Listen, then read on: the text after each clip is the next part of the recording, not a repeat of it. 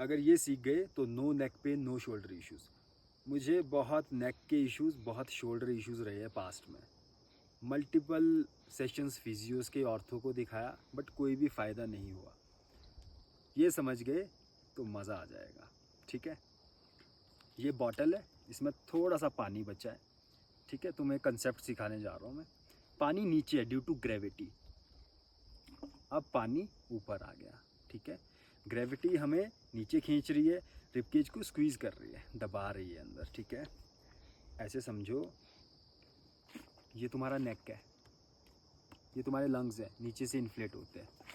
अगर हम invert position पे जाए तो हम इस एरिया को ओपन कर सकते हैं। उससे तुम्हारा रिबकेज जो दब रहा है, जिससे ऑटोनॉमिक अराउजल आ रहा है बॉडी में, वो नहीं आएगा।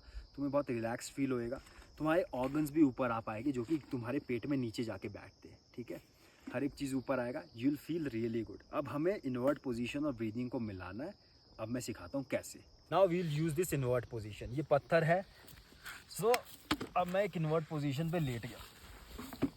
इस पोजीशन पे जब मैं लेटता हूँ, इस बॉटल की तरह सारे ऑर्गन्स ऊपर आ रहे हैं। Now if I can exhale, long exhale, pause, slowly inflate, तो upper chest, rib cage 3 dimension में एक्सपैंड होएगा। ठीक है, सो ऐसे इन्वर्ट पोजीशन पे आने के बहुत तरीके हैं, लेकिन ये मैं इस रॉक को यूज़ कर रहा हूँ। यहाँ पे एक्सहेल, पॉज, इनहेल, यहाँ पे ब्रीदिंग करोगे बहुत बेटर फील होगा। एक और तरीका क्या हो सकता है, हाँ, इन्वर्ट पोजीशन को यूज़ करने का, रिब फ्लेयर जब रहता है किसी को, उसको सही करने का एक बहुत अच्छा तरीका इनिशियली क्वाड्रप्ट पोजीशन पे आके ब्रीदिंग करना, क्योंकि यहाँ पे ग्रेविटी हमारा दोस्त है।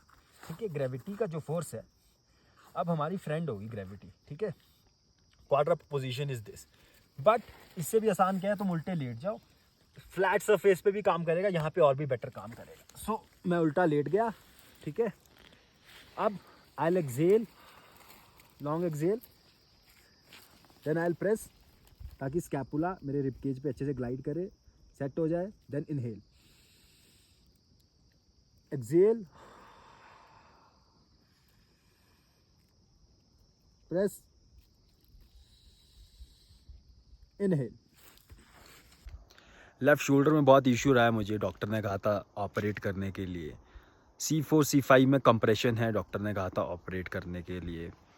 ब्रीदिंग के इश्यूज़, ऐसे लगता था चेस्ट दब गया, ब्रीद अच्छे से नहीं हो पा रहा है। ठीक है, सो ये जो अपर रिब केज है, इसके सराउंडिंग स्ट्रक्चर्स, शोल्डर, नेक में बहुत इश्यूज़ रहे हैं, पास्ट में इंजरीज भी हुई है। ये सीखने के बाद अब सिचुएशन एल से बहुत बेटर हो गया है। परसेंटेज के हिसाब से एल से 90% बेटर हो गया है, और मैं इन्वर्ट पोजीशन को यूज़ करता हूँ और बहुत बेटर फील करता हूँ, जैसे कि मैं यहाँ पे बेटर फील कर रहा हूँ। ठीक है, इन्वर्ट पोजीशन को जब तुम समझते हो और ऑर्गन्स कैसे मूव होने चाहिए, ऑर्गन्स को कैसे हम ऊपर लेके आ सकते हैं, क्योंकि ग्रेविटी के इन्फ्लुएंस में तो सब नीचे जा रहा है, और कुछ केसेस में, कुछ स्ट्रक्चर्स में ऑर्गन्स बहुत नीचे सिट करते हैं। गट्स, पेल्विक फ्लोर, हर एक चीज़ नीचे जा रहा होता है, जिसे हम डिसेंट कहते हैं। तो उसे एसेंट करने का तरीका है एक्सेलेशन। लेकिन अगर हम ग्रेविटी को भी यूज़ करें और इन्वर्ट पोजीशन पे जाए तो और भी बेटर हो जाएगा। देखो, ग्रेविटी के इन्फ्लुएंस में हर एक चीज़ नीचे जा रही है, ग्रेविटी नीचे खींचती है हर एक चीज़ को।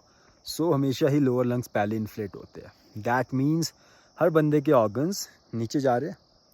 कुछ स्ट्रक्चर्स में जहाँ पे पेल्विस वाइड है, रिबकेज नैरो है, वहाँ पे ज़्यादा टेंडेंसी रहेगी गट्स को नीचे पुश करने की, जिसकी वजह से ये अपर एरिया कभी भी एक्सपैंड नहीं होता, जिसकी वजह से forward head posture, rounded shoulder, इसे पंप हैंडल कहते हैं स्टर्नम को, ये डिप्रेस हो जाता है। तो इसे एलिवेट करने के लिए तरीका बहुत अच्छा है गट्स को ऊपर लाने का, और इसमें जब आप एक्सलेशन को मिलाते हो यू फील रियली गुड। इसे तुम करोगे, आपको नेक के इश्यूज़, शोल्डर के इश्यूज़ बहुत बेटर हो जाएगा, पेन बहुत कम हो जाएगा, बहुत केसेस में बिल्कुल ठीक हो जाएगा।